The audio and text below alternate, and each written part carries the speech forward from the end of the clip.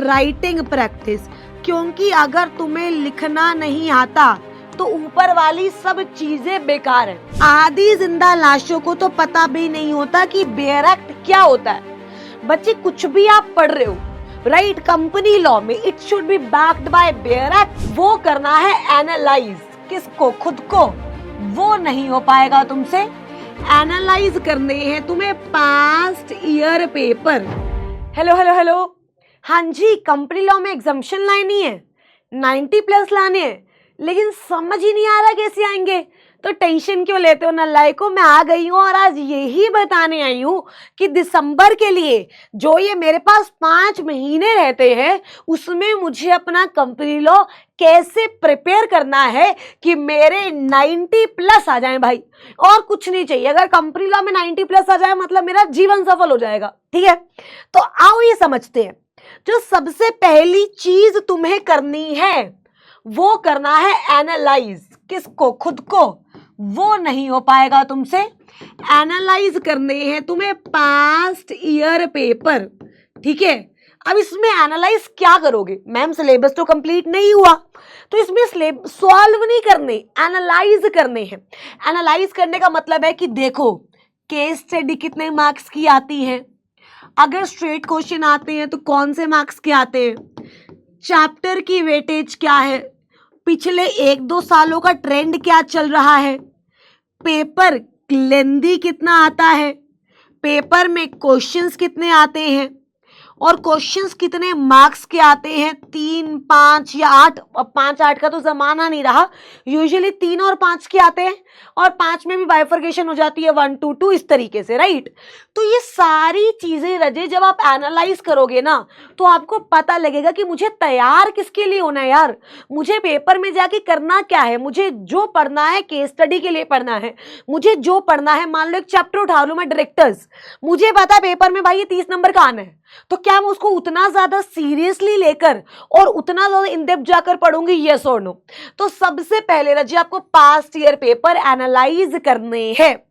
दूसरा, अभी आपका जो बिल्कुल पॉइंट होना चाहिए ना, जो अभी ध्यान होना चाहिए, वो होना चाहिए तुम्हारा सिलेबस पे, राइट, कि सिलेबस तुम्हारा किस टाइप से चल रहा है, तुम्हें जो क्लास में करवाया जा रहा है वो समझ आ रहा है या नहीं।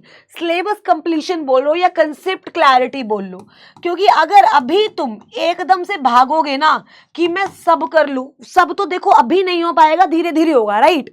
तो आपको अभी देखना है कि जो आप कर रहे हो, जो आपकी क्लासेस में करवाया जा रहा है, अगर आपने क्लासेस ली है तो आपको उसमें कंसेप्चुअल क्लैरिटी आ रही है या नहीं। तो अभी जो मेरा मेन मोटिव रहेगा वो ये रहेगा कि हाँ, जो सिलेबस मेरा कंप्लीट होता जा रहा है मेरे को उसमें सब अच्छे से आता है। तो दूसरी चीज ये देखो कि कंसेप्ट सारे के सारे क्लियर होने चाहिए। तीसरी चीज, बेयर एक्ट।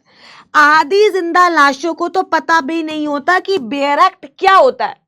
बच्चे कुछ भी आप पढ़ रहे हो, राइट, कंपनी लॉ में it should be backed by bare act. साथ ही में मैं ऐड कर देती हूँ मॉड्यूल, क्योंकि बच्चे ना बेयर एक्ट करते करते मॉड्यूल को भूल जाते हैं और फिर पेपर में जाके मॉड्यूल उनको रुलाता है। सीधी सी बात है यार, हमारे इंस्टीट्यूट ने हमें मॉड्यूल दिया, क्यों दिया है?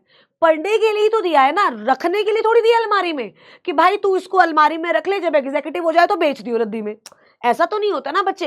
रिस्पेक्ट करो अपने मॉड्यूल की, जितना हो सकता है मॉड्यूल से पढ़ो। आपके टीचर को भी बोलो कि मॉड्यूल रेफर कराए, because it is not possible for you to read module on yourself, right. थोड़ा सा मुश्किल हो जाएंगी चीजें, तो जहां से भी आप पढ़ रहे हो, राइट, जरूर से बोलो कि बेयर एक्ट और मॉड्यूल दोनों रेफर होने चाहिए। Bare act language of the law maker और हमारा मॉड्यूल जो ICSI ने हमें दिया है। जब आप ये 3 स्टेप्स कर लोगे ना, आप देखोगे आप में ना कॉन्फिडेंस आ गया एकदम। और चौथा जो सबसे इंपॉर्टेंट है भाई, वो है राइटिंग प्रैक्टिस, क्योंकि अगर तुम्हें लिखना नहीं आता तो ऊपर वाली सब चीजें बेकार है। इट इज लाइक अगर मुझे बोलना नहीं आता तो मैं आपको पढ़ा ही नहीं सकती, मैं आपको कुछ बता ही नहीं सकती, मेरे अंदर जितनी मर्जी नॉलेज हो सब बेकार है। तो अभी आपके लिए उतना ही जरूरी है लिखना आना, क्योंकि मेरे को प्रोविजन पता है, मैं पेपर में लिख नहीं पा रही हूं तो एग्जामिनर समझ थोड़ी लेगा मेरे मन की बात। हम खुद ही नहीं समझ पाते कि हमारे मन में क्या है, तो एग्जामिनर कैसे समझ लेगा? क्या उसके लिए मेरे को लिखना आना चाहिए, येस और नो? क्या writing practice at least once in a week I should sit down with myself and try to write 5 6 7 questions, चाहे मैं देख कर लिखूं, इट डज नॉट मैटर। तुम एक महीना देख के लिखोगे ना, अगले महीने तुम खुद लिख पाओगे। ये हो गया। मेरा सिलेबस ट्रैक पे चल रहा है, कंसेप्ट क्लैरिटी मुझे एकदम आ रही है, बेरेक्ट पढ़ रही हूँ, मॉड्यूल पढ़ रही हूँ, पेपर पता है मुझे कैसा आएगा। अब पांचवी चीज जो मुझे करनी है ना, वो करनी है भाई साहब रिवीजन। रिवीजन स्ट्रैटेजी होनी चाहिए धांसू एकदम। रिवीजन अच्छा कैसे करें, इसके I will post different video, but अभी आप अपने स्केड्यूल के अकॉर्डिंग चलो कि सब हो गया। रिवाइज कैसे करूं? संडे टू संडे रखूं, मतलब पूरे वीक में जितना हो गया वो संडे रिवाइज करूं, सैटरडे टू सैटरडे रखूं, या डेली डेली रिवाइज करूं, ये आप पे है। बट जैसे ही आपने ये 5 चीजें कंप्लीट कर ली, कंपनी लॉ में 90 प्लस आने से आपको कोई नहीं रोक सकता। अच्छा मैंने 60 बोला क्योंकि 60 तो गारंटीड ही है भाई, एग्जामिशन तो आ ही जाएगी।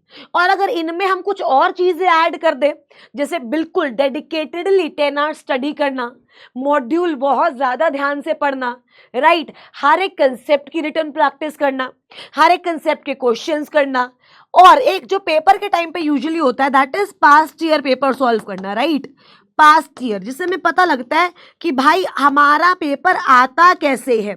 जब हम ये सब चीजें कर लेंगे ना रजिब, तो आप इजीली 90 अबव पेपर में अपने स्कोर कर सकते हो। देखो मेहनत करनी पड़ेगी, और सिर्फ आपको नहीं करनी, ऐसा नहीं है आप कर रहे हो, नहीं, हम दोनों मिलकर करेंगे ना, तभी हमारा रिजल्ट आएगा। रिजल्ट भी हमारा ही होगा और मेहनत भी हम ही करेंगे। कंपनी लॉ के भी 1 शॉट्स आ रहे हैं, JIGL के भी आ रहे हैं, हर एक सब्जेक्ट के 1 शॉट्स आ रहे हैं। अच्छा और एक और बात बताऊं, 1 शॉट्स के बाद क्वेश्चन आंसर्स प्रैक्टिस भी आएंगी मेरे बच्चे। ये स्ट्रैटेजी वीडियो आपके सामने है, 5 मिनट्स 1 कंसेप्ट वीडियो आ रही है। आपको जो जो चाहिए वो रजिम आप देने को तैयार हैं। बस आपको प्रॉमिस करना है कि आप अच्छे से मेहनत करोगे और इस बार अपना अटेम्प्ट क्लियर करके ही रहोगे। और अगर आप ये आज अपनी बड़ी बहन से वादा करके जाते हो तो कमेंट सेक्शन में लिखना प्रॉमिस। जो जो आज मुझसे प्रॉमिस कर रहा है प्लीज कमेंट सेक्शन में लिखना कि मैम हम ये जो आपने चीजें बताई ये फॉलो करेंगे और हम प्रॉमिस करते हैं कि इस अटेम्प्ट में क्लियर करेंगे रजे।